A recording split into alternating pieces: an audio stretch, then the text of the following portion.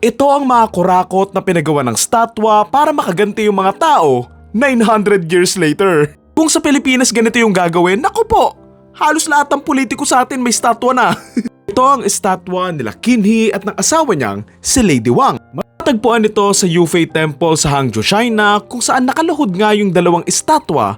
Pero bakit nga ba? Nangyari itong lahat noong panahon noong Southern Song Dynasty doon sa China. Dito na nga papasok si Chancellor Qin He at ang asawa nga niyang si Lady Wang na parehas na makapangyarihan sa gobyerno nga nila.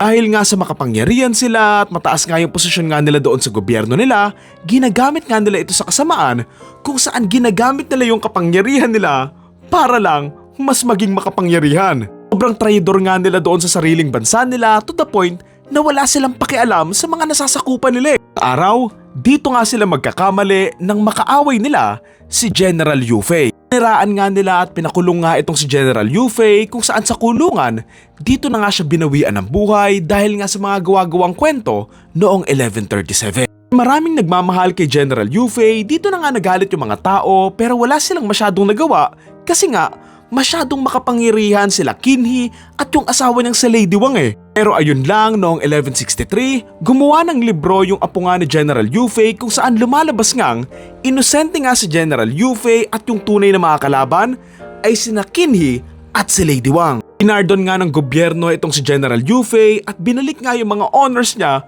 bilang isang magaling na sundalo.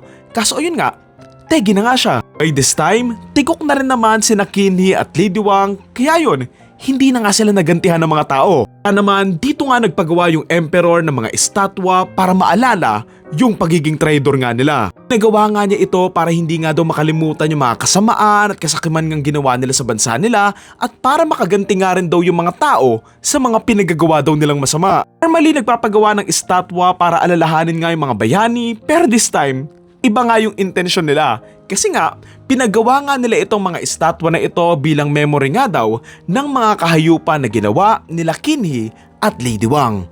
Pinagawa nga nila ito at pinwesto nga nila sa harapan ng libingan ni General Yufei para nga daw mapahiya nga daw silang dalawa. Es na nakatayo o nakasakay nga sa kabayo, nakaluhod yung dalawang estatwa at nakatali nga yung dalawang kamay doon sa likuran nila. Ayuko nga din sila parehas na parang nga silang nagsisisi doon sa mga kahayupan na ginawa nila. Nang mailagay na nga yung statwa, dito na nga nagsimulang gumante yung mga tao at naglabas nga sila ng sama ng loob kung saan dinuduraan nila, sinasampal, minumura at sinisipa nga nila yung mga estatwa para nga daw makaganti sila. Oo, hindi naman din talaga ito yung mga taong humayop sa kanila pero syempre sa sobrang galit nga nila dito na lang daw nila nilalabas yung sama ng loob nila para man lang daw kahit papaano makaganti man lang daw sila. Sa sobrang dami nga ng gumugulpe doon sa mga estatwa, ilang beses na rin itong binuo ulit or ni-repair kasi nga palaging nasisira eh. Ngayong 2026, 900 years later, ginugulpi pa rin ng mga tao yung mga estatwa nila Qin He at Lady Wang.